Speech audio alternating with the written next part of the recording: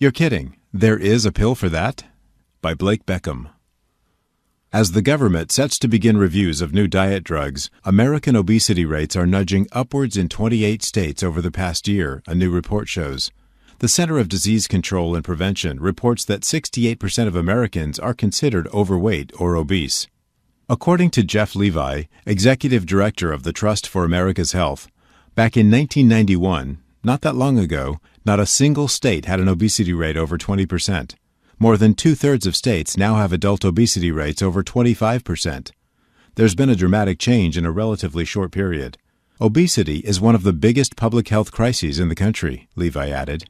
Rising rates of obesity over past decades is one of the major factors behind skyrocketing healthcare costs in the U.S., 1/4 of which are related to obesity.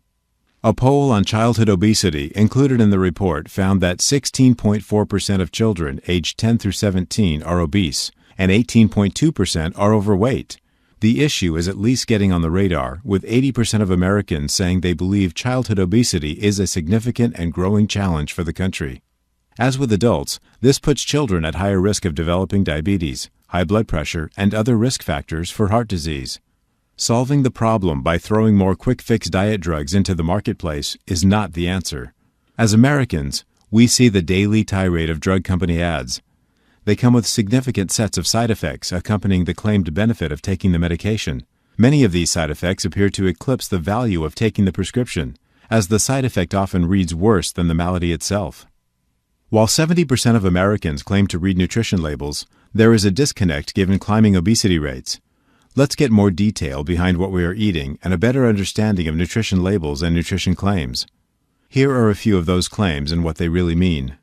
After all, they are marketing claims aimed at drawing you in, but they can also be used to help you make the healthiest food choice possible and help keep you out of the prescription refill line at your local drugstore.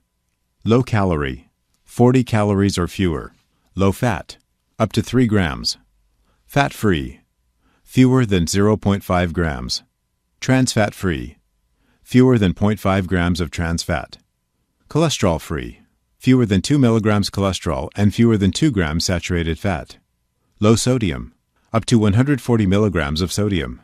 High fiber, 5 grams or more. Good source of 10% to 19% of the daily value of a given nutrient. There is the marketing of the product and the reality of the product. The essentials of good health come down to what we eat and how we move. If we do less of the eating and more of the moving, we will lose weight. We don't need a pill for that. When we dig into the reality of the pills, we'll find the truth and the side effects of its consumption to be less than the quick-fix bargain we hope for. Is it safe? Is it effective? Will there be consequences? Remember fen-phen pulled in the late 90s? At its inception, it was thought to be the holy grail of weight loss. Just good nutrition and daily exercise will do the trick.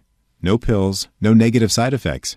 To find out how to get started, call Fitness Together, 619-794-0014.